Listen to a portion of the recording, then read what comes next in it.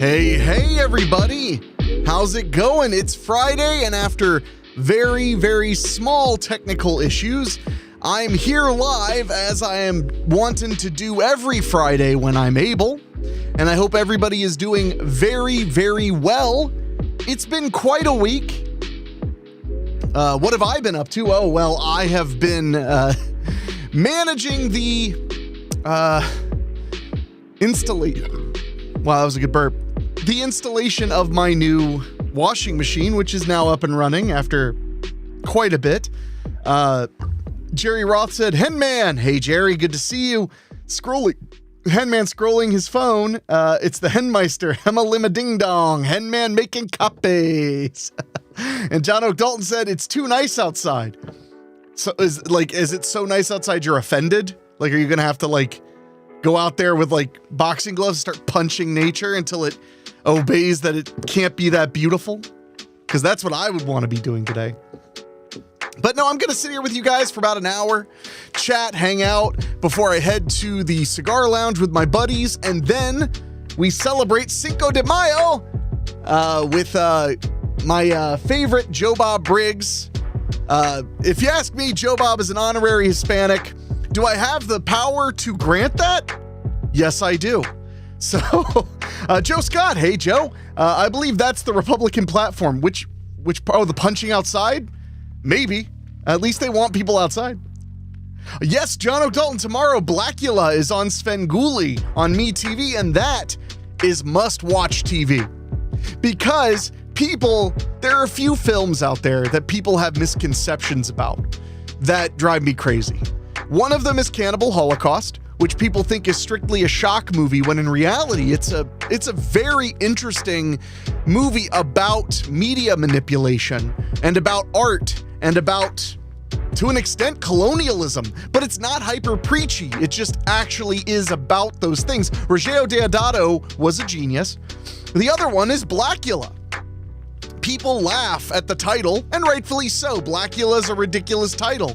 But when you watch the film, the reason he's called Blackula makes perfect sense. And it's all about, again, kind of colonialism, racism, violence, and the fact that Blackula is cursed by a slave-owning white vampire and given the name Blackula as an insult. He's cursed by Dracula to be Blackula. It's an insult, it's a dig, it's derogatory, but Blackula's gotta live the way Blackula's gonna live because he's cursed and he has no other choice. And frankly, I love Blackula. And I'm so happy I got to say the word Blackula so many times in a row. Joe Scott said Cannibal Holocaust was such a bizarre watch given all the cultural expectations that have been built around it. No, I agree. And that's the thing I don't like. I mean, to an extent, I get it because I grew up during the tape trading era. I grew up when if you wanted to watch shock videos, if you wanted to watch things that were like grisly or underground, you had to get tapes that people had copied for you. I know, it's mind-boggling. It's totally a different world now. You just go on YouTube or Rumble or one of the places that's less censorship-filled than YouTube. But when I was a kid, we had all these movies and lost videos, train wreck videos and all this Faces of Death kind of stuff. Although Faces of Death is another film that I believe is hugely misunderstood because it's really a narrative movie, and everybody always forgets how at the end they show all the stock footage of deer in the forest and sunsets and say, but in the end, life is beautiful. And very little of the death in Faces of Schlock, that's my movie, in Faces of Death is real. In fact, a good way to know if the carnage in Faces of Death is real or not is it well lit and in focus? If the answer is yes, it is fake. But yeah, there's these rites of passage movies. That's what they are. Rites of passage movies like Cannibal Holocaust. I don't like the idea of a rites of passage movie. I think that it causes them to lose their reality. It causes the reality of their storytelling, the reality of their artistry to be lost, and that I hate. Jerry Roth said, best double feature, Blackula and Blackenstein. Woof. Blackenstein is, I can't say that I praise Blackenstein the way I praise Blackula. Blackenstein is a bit more of a rough one. Jerry Roth said, oh, Severin had their YouTube suspended due to the trailers for the Black Emanuelle box set. That's a bummer. I believe it because, you know, those movies are spicy. And I'm not sure what, Jerry, did they give a reason? Was it because of like nudity, sexuality, or was it something even weirder? John Oak Dalton said, Jerry would love to own that box set. Dude, I am trying right now to save up to pre-order a Black Emanuelle box set for myself because I want it so bad, but right now I've got to really focus on covering veterinary bills and stuff. But I'm going to try to grab that. And speaking of covering veterinary bills, remember, if you enjoy hanging out with us on Friday, hanging out with me this time, no Dave, thank goodness, you're welcome. Let's give a round of applause for no Dave.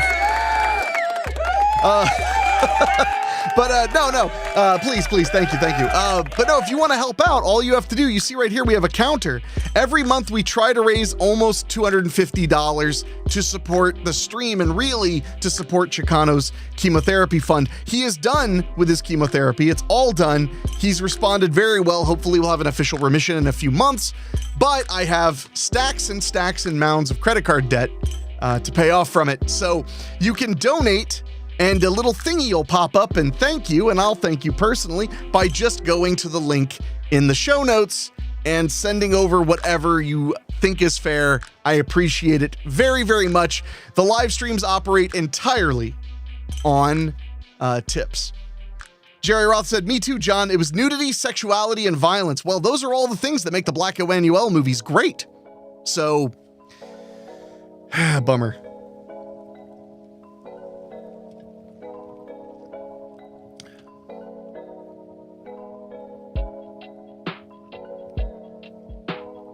But yeah, I don't know. I don't get the, nowadays with the digital age, the internet, it's like, I don't understand rite of passage movies as much because you can just, people are going to just spoil it with the, you know, the select scenes on YouTube anyway. You know, how many times have you seen a clip from Troll 2? They're eating her. Then they're going to eat me. Oh my God. Keith Tomlin says 2 Girls 1 Cup is very misunderstood. Well, actually it's not, but I just wanted to reference it. Well, thank you, Keith. You have single-handedly ruined my day.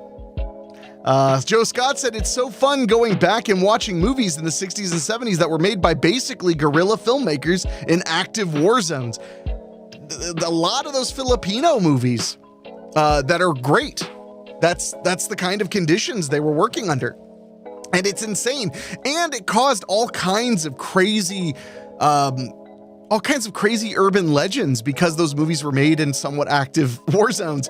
So there are all these claims that like there are Filipino horror movies and stuff where they used real corpses of political dissidents. There's a claim that the hotel that they held the Manila Film Festival at in Manila, Philippines, that workers died building it and they just chopped off the body parts and just paved over them. But I don't believe that that's true. But that's the kind of urban legends that were spreading because of the climate there. Jerry Roth said, rite of passage film for me was one that is not around now, Chopper Chicks in Zombie Town. Why was Chopper Chicks in Zombie Town a rite of passage movie for you? I'm curious. Lindsay Dave said, never seen a Filipino film. Sounds interesting. I'm not sure I get the reference, but now I'm afraid. John Dalton keeps posting YouTube links in the chat, but I'm not sure what they're of.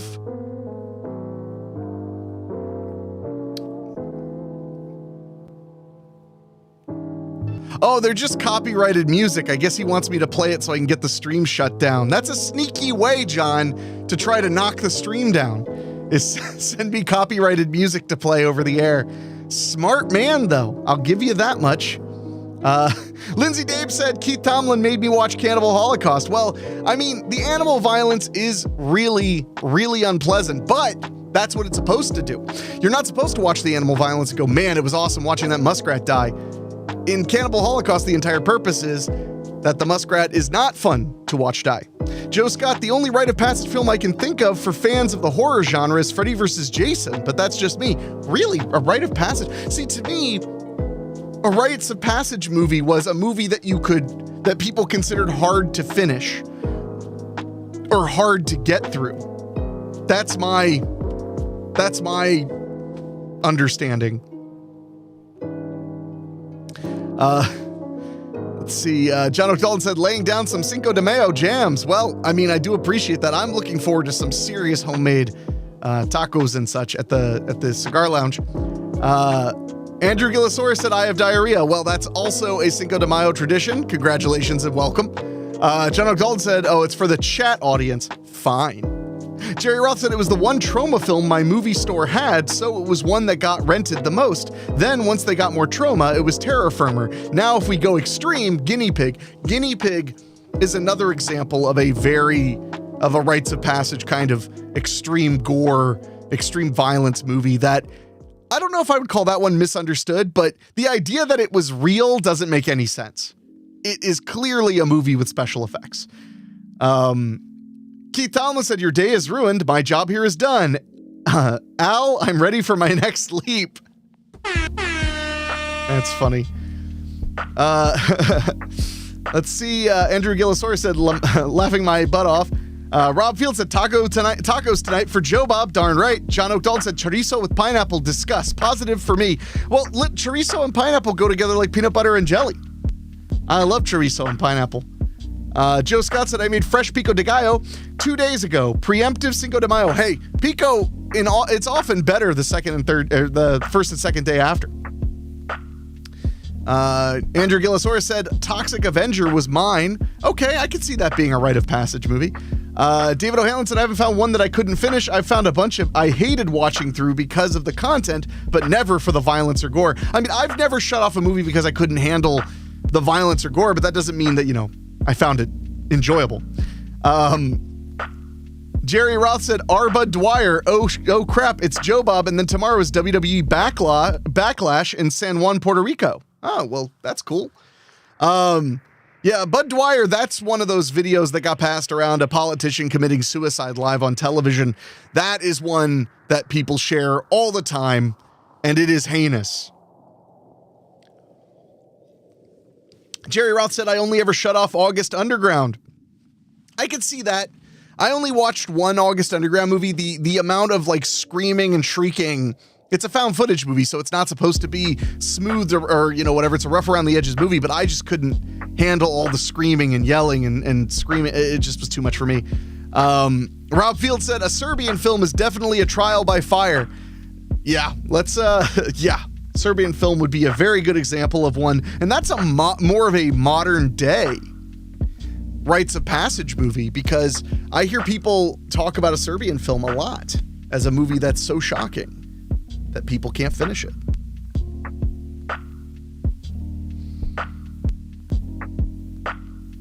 Jerry Ross said Serbian film is a trial by a U.S. jury. Joe Scott said, I've watched a Serbian film 2 or 3 times. Snuff films are an underrated concept. You're going to have to expand on that, Joe. What do you mean by snuff films are an underrated concept? Generally speaking, it's understood that snuff films are an urban legend in and of themselves. But I want to point out, Joe said in fiction. Okay, that makes sense. An underrated concept in fiction. I agree with that. One of my favorite films about the concept of snuff films is 8mm with Nicolas Cage. I think that's a great film and a super, super intense movie to get through, and one of Cage's best performances. But when it comes to snuff films, the actual definition of a snuff film is not death on video. It's death committed on video for the purpose of entertainment. And that's an important delineation. That's why, as far as we know, there have been no true snuff films. There have been depictions of death, but they were related to something else, and they were courtroom documents or evidence in a violent crime, or they were journalism that was then repurposed to be sold to the mass market. So when it comes to snuff films, a lot of people believe that it was kind of invented to basically hate on horror movie nerds and make people seem like they're, drooling lunatics because they like going to movie conventions. And of course, they're right? I mean, I drool quite a bit often. Jerry Roth said, I've never seen Snuff, oddly enough. I do like Snuff. I think that's a pretty good movie. David O'Hanlon said, when I was teaching, I'd get a lot of real videos, executions and stuff sent to me for reference materials. I'd also get morgue photos from people we taught to refine our methods. Ugh. I mean, I have a weak stomach. Fair enough. Rob Field said, even Joe Bob's had a few of these rites of passage movies. That's true. When he showed Cannibal Holocaust, I was very impressed. I'm hoping tonight we'll get a Ruben Galindo Jr. movie. My guess would be Don't Panic because it's in English. But it's still in Mexico. John Oak Dalton said, what about rumors around the Cuckoo Clocks of Hell back in the VHS swapping pre-internet days? So you're referring to Cuckoo Clocks of Hell, aka Last House on Dead End Street, directed by Roger Watkins.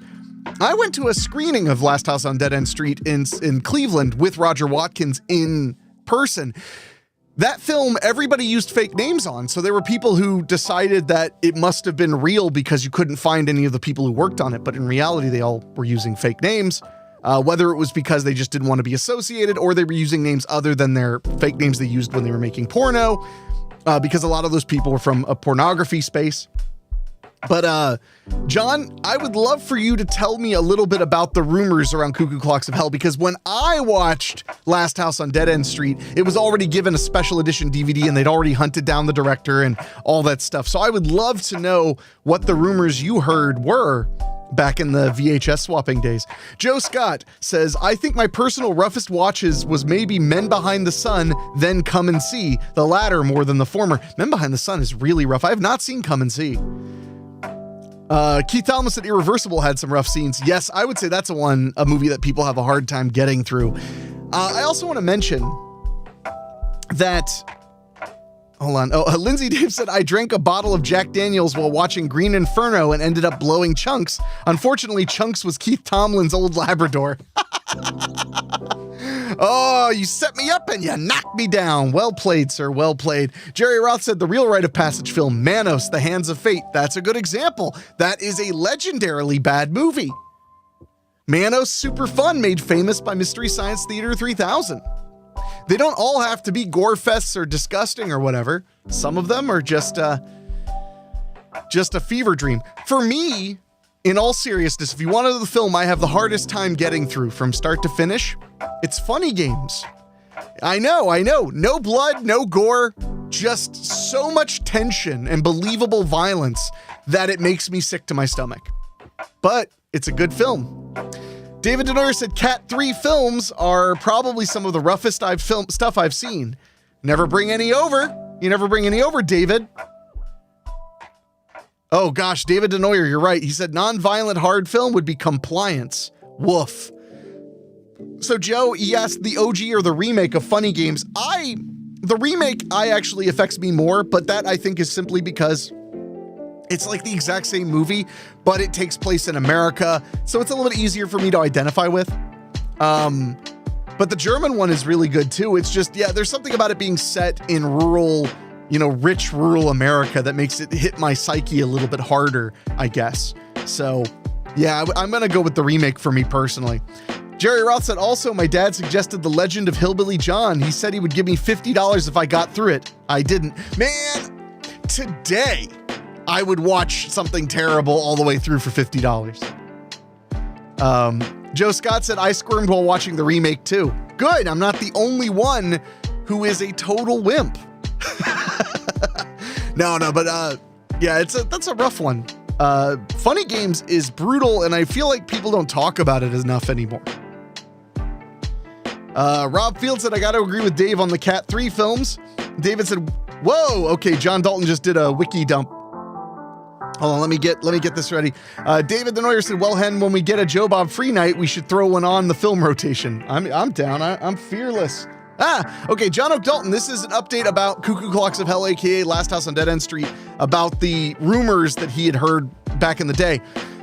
From Wikipedia, In the decades following its release, Last House on Dead End Street was subject to various rumors about who had created and starred in it, as the entire cast and crew were credited using pseudonyms. This resulted in speculation that the film might have depicted actual murders. In 2000, Watkins publicly came forward and confirmed himself as the director, writer, and lead actor. 2 years later, the film was released for the first time on DVD through participation from Watkins and with the actual names of the actors revealed. The film has continued to be a point of discussion among film scholars, largely due to its metafilmic qualities, surrealist imagery, and themes surrounding the aestheticization of violence in cinema. Greg Nichols said, that's a really good one, though. Thank you, John. Greg Nichols said, Sick, The Life and Death of Bob Flanagan is a hard watch, but a great film. I have not seen that one. I should look into that one. As far as Last House on Dead End Street goes, or Cuckoo Clocks of Hell, however you want to refer to it, my buddy Andy Kopp, my late friend Andy, he wrote a screenplay for a direct sequel to Last House on Dead End Street, which unfortunately never got produced, but it came close a couple of times to being made. It would have been an official sequel, and Roger Watkins was going to return as his character from the first film. David Denoyer said, I bought a bootleg of Meet the Feebles at Wasteland, and there was... Whoa! Hold the phone! Joe just dropped $100 in the chat. He said, paying my dues, this is basically my Netflix subscription. Well, first of all... I mean, that's a little bit more expensive than Netflix, or maybe I shouldn't tell you that. Maybe I should just hide that. But, there we go, and it popped up on the goal. But thank you so much, Joe. You really do kind of carry the stream with your big fat show-off donations, and I am very grateful. My pup Chicano is very grateful, and happy Cinco de Mayo to you. I hope the Pico de Gallo is truly wonderful. A Cherry Coke Zero to you, my friend. David Denoyer said, I bought a bootleg of Meet the Feebles at Cinema Wasteland, and there was a burning error where at the very end, it turns into Last House on Dead End Street, specifically the scene where they're dismembering the woman and keeping her alive with smelling salts. That movie is friggin' rough. It's a pretty good movie if that's the kind of thing you like, though. Jerry Roth said, a hard film for me to get through. Zombie 90, even though the voiceover is hysterical, violent shit is also hard for a different reason. I actually kind of love Zombie 90, but it is really, really silly. Oh, and I forgot, I should have said violent. Yeah, I forgot I have a bleep button. Violent. But yeah, no, so if you're just tuning in, folks, please tell us, what is a movie that you had trouble finishing? I know that initially I thought I was going to be talking about Guardians of the Galaxy Volume 3, which was not hard to finish. It was very, very good. I've never held a pee that long without being in a moving car in my life. But I do want to mention that, but we've decided we're going into rites of passage movies and movies we had trouble finishing. And who am I to argue with my lovely chat? They always have great ideas for cool topics. So that's what we're talking about. Rob Fields said, okay. David Denoyer said, hard to watch and great to watch was Cockfighter. That is a really good movie. The only reason that movie's so hard to watch, it's got great characters, great writing, great directing, but it depicts real cockfighting a lot. And if you've never seen a cockfight, we're talking about chickens here, it's violent. They have barbs on them, on their claws, that they just rip each other apart. It is very gruesome, but I can see in the era it came out in the 70s, it was just a fascination for people to see what cockfighting is like, to get a view into the hillbilly world, for lack of a better term. Let's see what you guys are saying. Greg Nichols said it's about Bob Flanagan, who was a performance artist that suffered from cystic fibrosis, and he believed experiencing pain would make him better. He allowed people to inflict pain on him, and he was the longest-lived person with cystic fibrosis. And that's fascinating, but also, woof. Damn. Rob Field said Necromantic 1 and 2. I get that, and Necromantic 1 is not only harsh subject matter, but it's also harsh filmmaking technique, so that could be hard to get through. Joe Scott said the real hard watch was Geely with Ben Affleck and J-Lo. Hey, don't you be talking bad about, Benjo? Af Lopez? I don't know. Lindsay Dave said Titanic with a vomit emoji. Well, at least she let her hookup drown. Oh, Nick Click says, Martyrs, French version was a hard watch. Yeah, that movie, that is a challenge. Good film. A lot of these are good films, but they're still hard to get through. I think Necromantic wins just by being a really seminal part of German culture and German filmmaking. I think that helps it a lot. Let's see. Bruce Haney said, God, I love the first Necromantic. Well, you are my kind of weirdo. My kind of weirdo, Bruce Haney. My kind of weirdo. David Denoyer said the other great and non-hard to watch cockfighting flick, Skin Deep. Hey. If you haven't seen that, oh, that's worth watching. Jerry Roth said the hardest movie I ever sat through, Showgirls 2, Pennies from Heaven. Fair enough. David O'Hanlon said, I hear a lot of people say Frontiers was a hard for them, but I found it fun. Yeah, I didn't find that one that intense. David O'Hanlon said Martyrs was more depressing for me than it was hard to watch. To me, that can be the same thing, though. It can be just hard to get through. Because it makes you feel the sads. Makes you feel the feels of sad.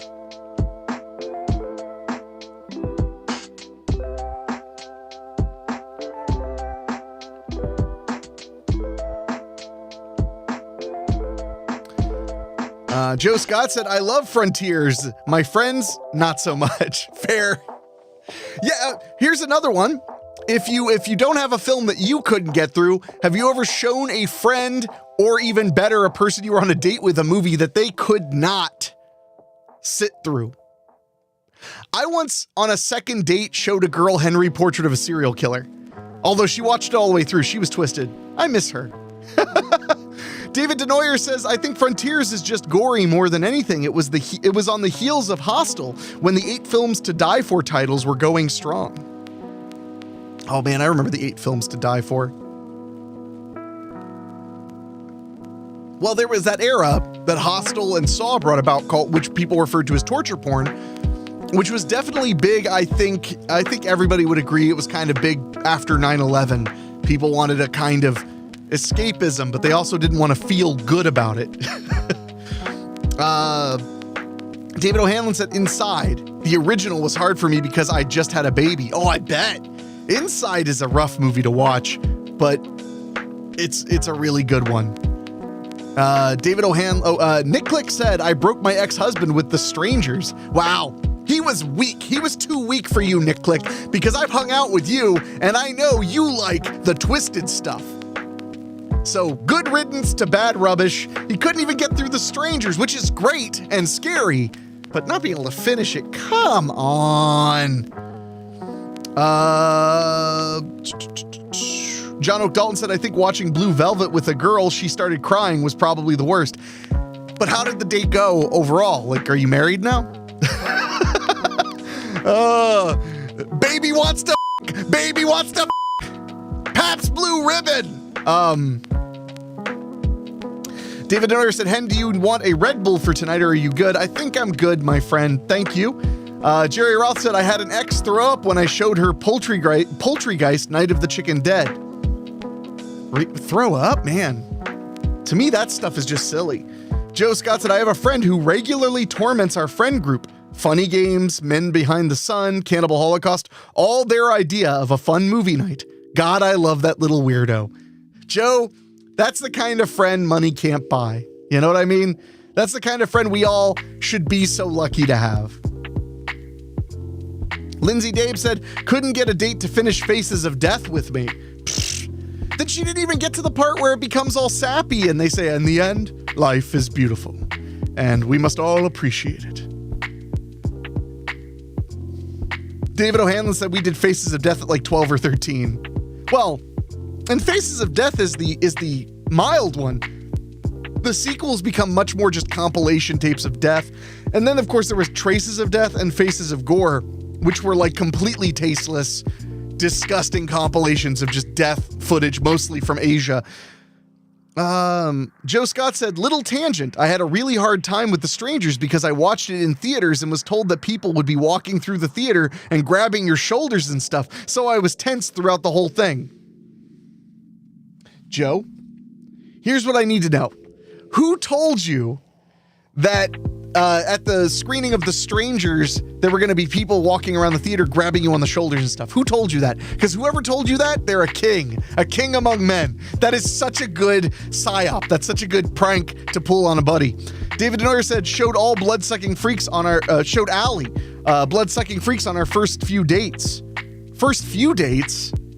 Did you guys just watch it again and again and again? Because if so, well played, King. You get... Whoops, an air horn. She didn't dislike it, but said, any more titles like that, I'm on my own. Well, yeah, you made her watch it like 3 times. Jeez. David O'Hanlon said, I remember Traces of Death. We had my sister rent it in the Faces series in exchange for our weed. Well, that's one way to get it done.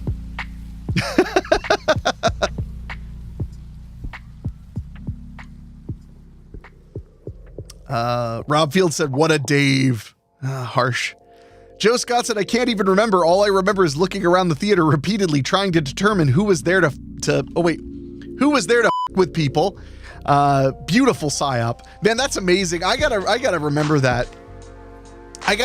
Take somebody, like a newer friend, to the movies and say like, oh man, this movie's supposed to be really scary because they actually have people who like mess with you, or like the chairs are gonna vibrate or something. That way they're like on edge the whole time. That's beautiful. Oh, I love a good prank. Jerry Roth said, I watched something that was a ripoff of Faces of Death, but wasn't any of the ones you listed. Don't remember any of it. LOL. Well, maybe it didn't exist at all then. There's no memory whatsoever of this. John O'Dalton said, bruh, I took 3 different girls to Fright Night back in 1985. That thing worked magic. Are you? Yeah. Oh yeah, it did. In the Fright Night documentary, John, you need to watch the Fright Night documentary. The guy who composed that theme song, that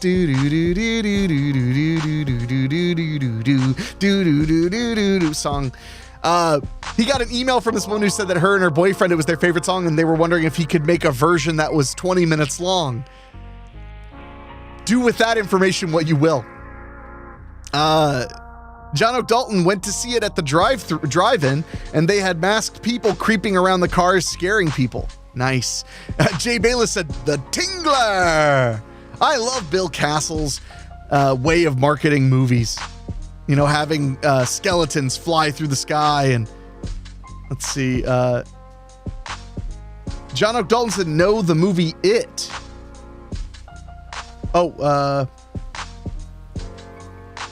Oh, you went to see It. Are you talking about the recent It at the drive-in? Jerry Roth says the cover was like a skull wallpaper. Haha. They're all skulls. That's the thing. Traces of Death, Faces of Gore, Faces of Death. They're all skulls on the front. David Denoyer said, I remember the only time I felt nauseous in theaters was the group execution scene in Belko Experiment. Just really intense, much like the last 10 minutes of No Escape. Yeah, Belko had some harsh moments. John O'Dalton said Stephen King's It. So you're talking about the recent one. So recently, you went to the drive-in during the most recent Stephen King's It. That's wild. Love it. Jerry Roth said, oh, another one that was kind of hard to get through, Dead or Alive, the Miike film, the Takashi Miike film. Yeah, Dead or Alive is, it's quite a taste. It's quite an acquired taste. But Miike is kind of an acquired taste. I feel like you can get really into him if your heart is pure and you're unafraid.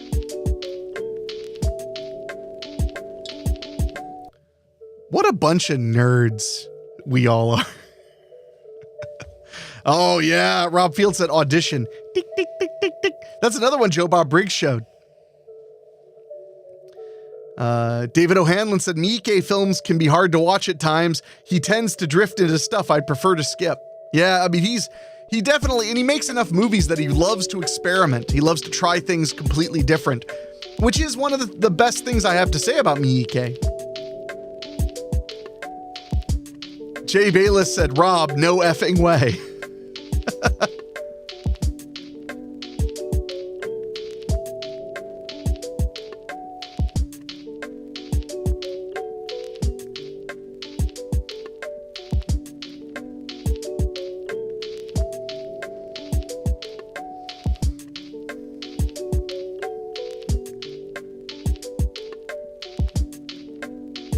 see. John Oak Dalton said, it's Cinco de Mayo. Why are we not talking about Poison for the Fairies?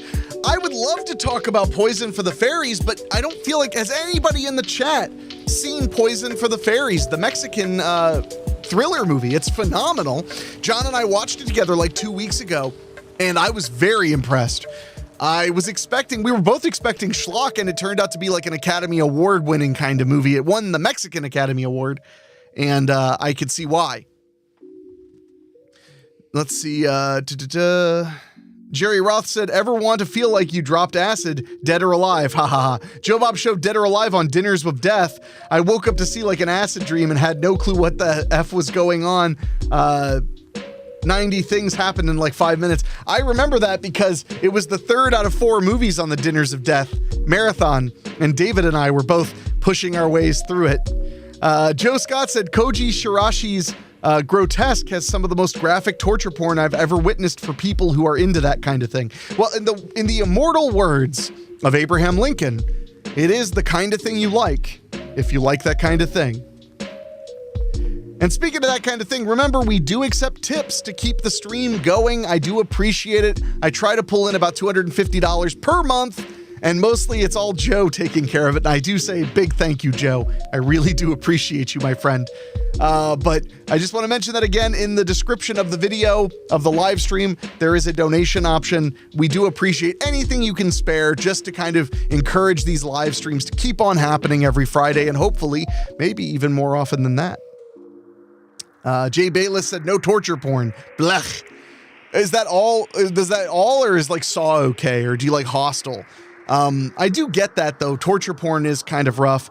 Also, that name is the phrase torture porn is so derogatory. You know, it's not really entirely accurate. It's some people think it's literally pornography with torture, which is not the case. It's that the torture is depicted, almost as if it's pornography. The entire point of watching is just to see torture. And I do agree. You gotta give me a good story. You gotta give me something to chew on. Because otherwise, if it's all sizzle and no steak, I'm gonna leave the table hungry. Jerry Roth said, now some of the other hard things. Andy Milligan. Hostel and Saw I like, but some of the others I hate. Jay Bayless said, Saw was okay, Hostel was horrible. Fair enough. I've actually never seen Hostel. I know, weird. It just never happened. I need to watch it sometime. Dave keeps threatening to show it to me.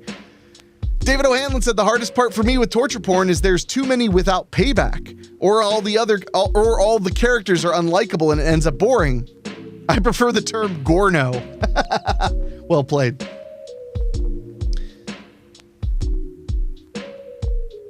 Andy Milligan movies, some of them are truly fascinating, but boy, are they a rough watch. I have the box set. I need to dive into it.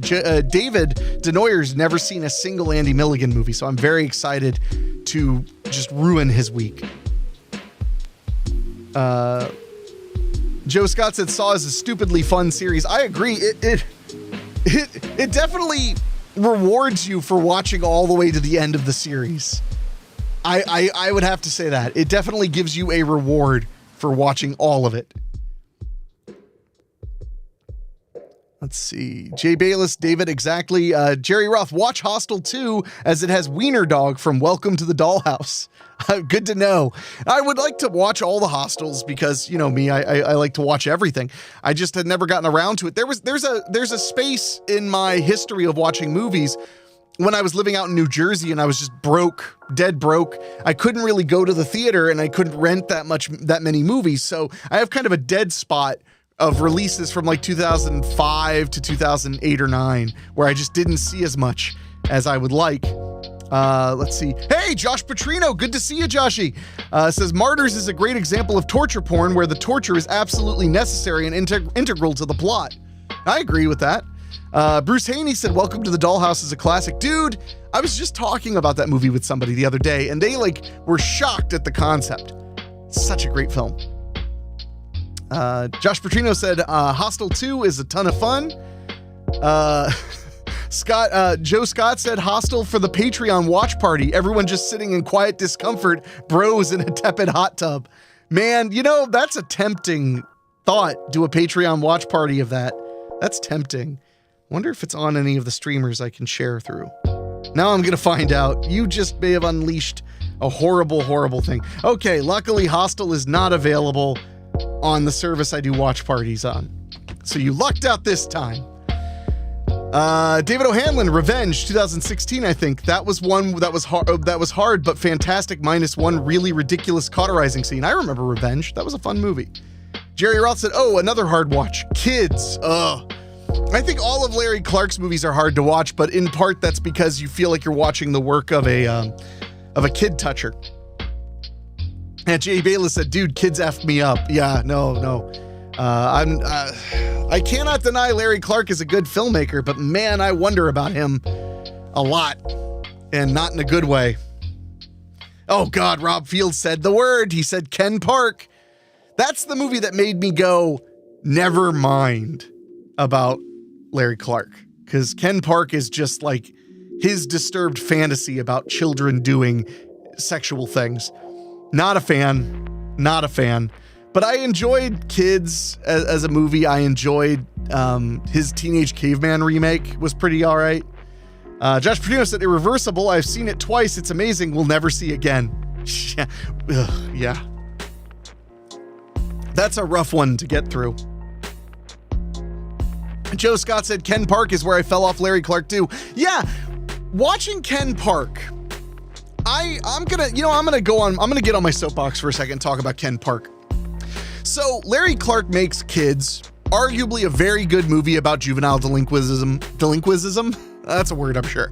I watched Teenage Cavemen, which I thought was fine, although it did have a lot of weird sex stuff in it that all involves people that are supposed to be, kids.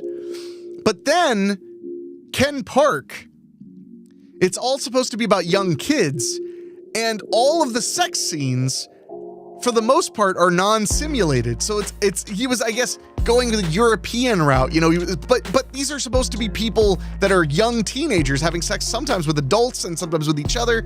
There's an actual masturbation scene that is not really integral to the plot.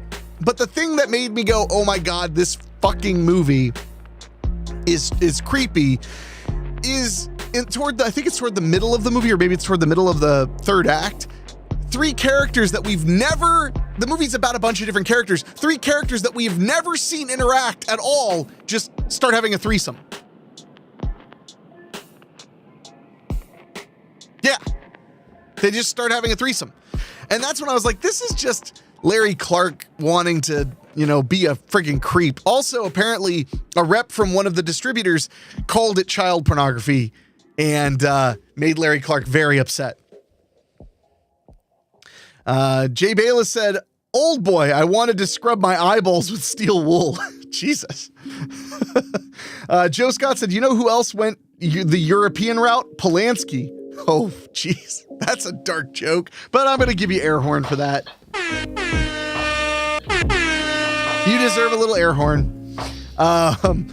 Also, Larry Clark was like, picture books of his photography, and it's all just half-dressed teens who skateboard and surf. Dude, that's the other thing, is Larry Clark takes his photography is all just young kids in their underwear and stuff. It's creepy as hell. Ugh. Not a fan of Larry Clark. David O'Hanlon said, Old Boy, both versions were great films until you get to the end. Like, the twist is effed up in its own right, but then they go even further with it. Let's see. Jerry Roth said, almost like a film where a convicted man directed it, has a monster throw kids in a van. Same director also directed Disney. How does he direct Disney? I know what you're talking about. You're talking about Victor Salva, the director of Jeepers Creepers 1, 2, and 3. And yeah, he's a convicted child molester. And a lot of people don't know that. It's a lot more common knowledge now than ever before, though. Yeah, good old Victor Salva. I should have known. I knew he'd eventually have to come up, especially if we're talking about Larry Clark.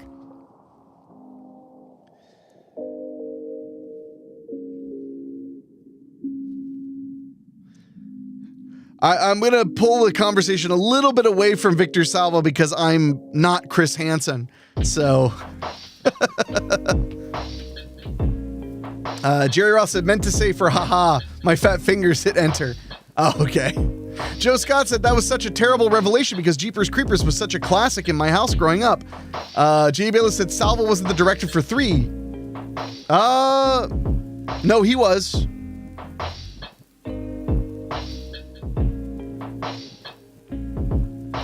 I'm double checking, but I'm pretty... No, I think you're thinking of 4.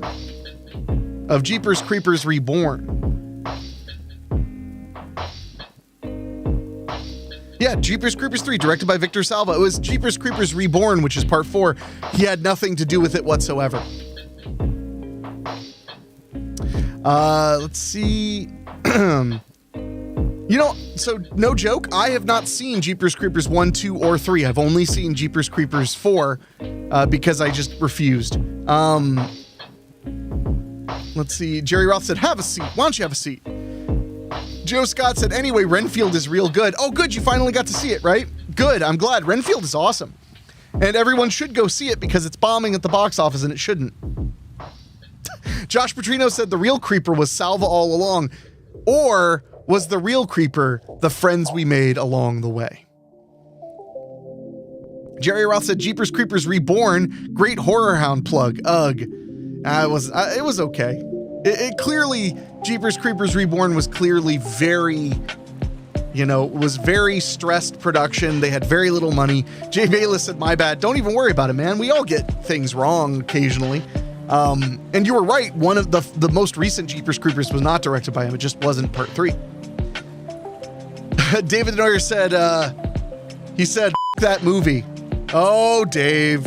Salty Dave is alive again. Dave, what are you doing messaging in my chat? Aren't you supposed to be driving to my house so that we can hang out and go have cigars and celebrate Cinco de Mayo?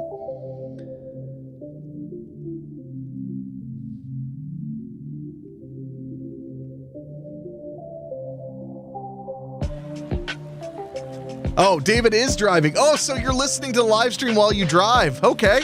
I don't condone that, but I appreciate the hustle. Jay Bayless said, honestly, I didn't know Jeepers Creepers 3 and Jeepers Creepers Reborn were 2 different movies. I thought they were the same one. Makes sense. Yeah, that's an easy mistake to make. Joe Scott said he's texting and driving and running over school children like a red-blooded American. Yeah! Go, Dave! Jerry Roth said, not related to anything. I missed a horror story in Universal Studios in Orlando in January, so we are going again in January. Oh, so next year. Nice. Jay Bayless said, wow. Josh Petrino said, watch, David hits a baby carriage full of soda cans. Oh, that would be vicious. Ah, you went and brought the whole thing down, Josh. Ah, boy. This has been a great stream, you guys. Thank you all for hanging out with me. And remember, I try to stream around 3:30 or 4 p.m. every Friday. So set your reminders or whatever. I stream on Facebook, YouTube, and Twitch. David Neuer said, nope, it was full of babies. Oh, thank goodness. I was afraid that baby carriage was full of soda pop. I love me a good soda pop. I'm out of soda pop. It's sad.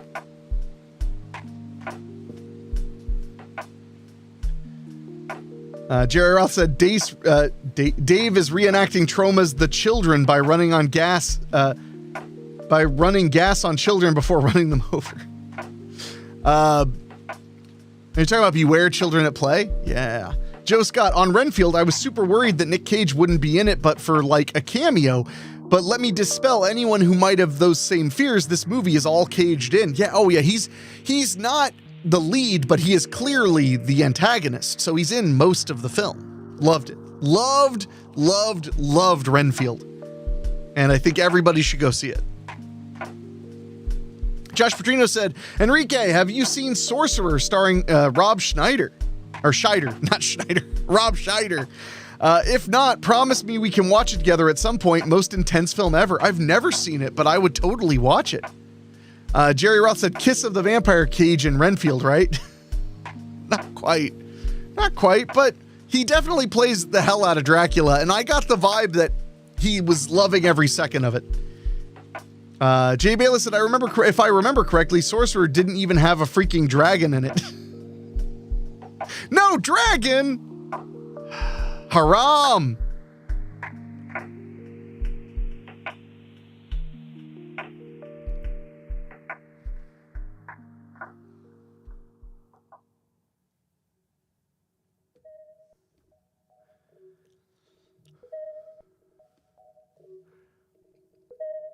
David Denoyer said, I've brought Sorcerer up and brought it over before. Well, clearly you didn't sell it well enough, prick. Jerry Roth said, who's getting Linnea Quigley's horror workout? I might. I mean, that one's fun, but it's definitely a nostalgia buy. It's not, something I actually want to sit and watch very often. Josh Petrino said, Renfield is low-key a sequel to Vampire's Kiss. He was right all along. Well, I had to explain to somebody that it's a direct sequel to the Universal Dracula. They didn't believe me.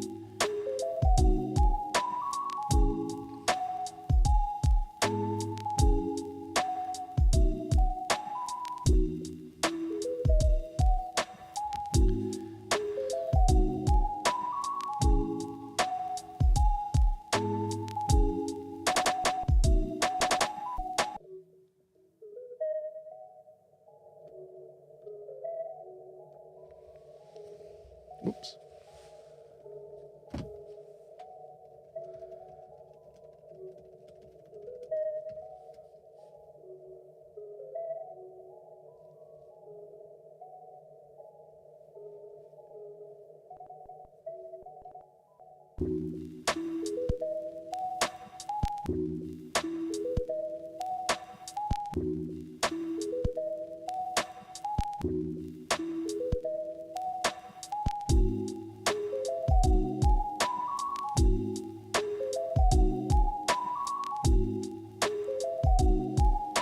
All right, let's see. Josh Perdue said, gotta go. Just going to say one last thing. Unleash the political bear. That is a deep cut from my podcast, The Freak Forum. Thank you, Josh. I'll see you around, brother. Jerry Rush said, I went to a doctor and all he did was suck blood out of my neck. Never visit Dr. Acula. Jay Bayless asks a good question to the whole chat.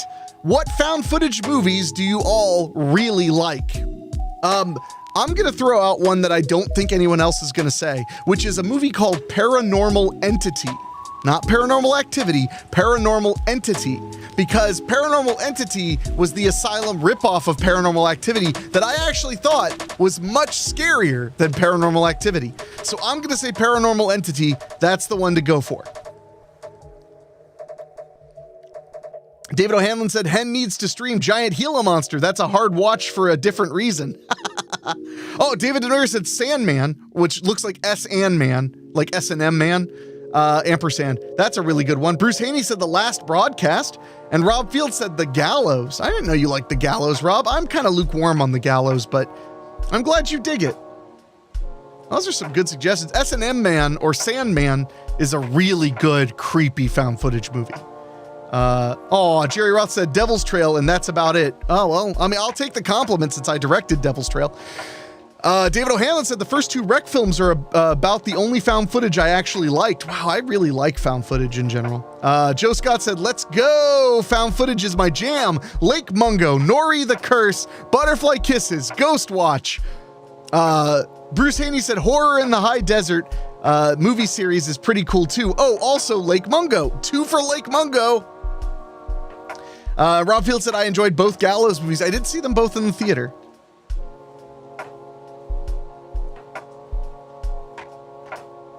David said Poughkeepsie tapes, but that's another rough one. Okay, well, man, you're getting a hell of a lot. You're getting a hell of a lot of suggestions.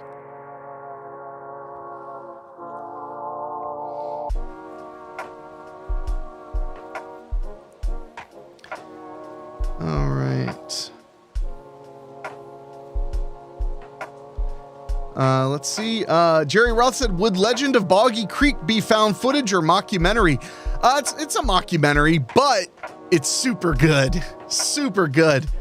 I mean, shoot, Cannibal Holocaust is basically a found footage movie. David O'Hanlon said, I found a bunch I enjoyed, but not what I would revisit. They have to have that rewatch factor for me. Fair enough. Well, my friends, I've got to get out of here. I got to wrap things up and go get ready for the big Joe Bob Briggs Cinco de Mayo show. I am very excited about it. Thank you all for hanging out with me. Again, if you want to catch this live stream next time, I tend to stream about 3:30 or 4 p.m. on Fridays Eastern time. So set a notification so that when I post on Facebook, you get an automatic update, or on YouTube, and you'll never miss one. And please consider dropping any amount as a tip. Just go to the link in the description. Really do appreciate it. It all goes directly to Chicano's Cancer Treatment Fund, which I do appreciate. And again, don't feel guilty. He's already gotten his treatment. I'm just trying to pay off the credit card debt from it. Turns out getting a dog chemotherapy costs almost $10,000. Joe Scott said, Joni Jam, Haunted Asylum, and Savage Land too. Nice. Then Joe Scott said, have a good day, Enrique. Happy Cinco de Mayo. Happy Cinco de Mayo to all my friends. You are all today honorary Hispanics with me. Love you all so much. I'll be back real soon. Can't wait to chat with you. But until then, enjoy the lo-fi hip hop.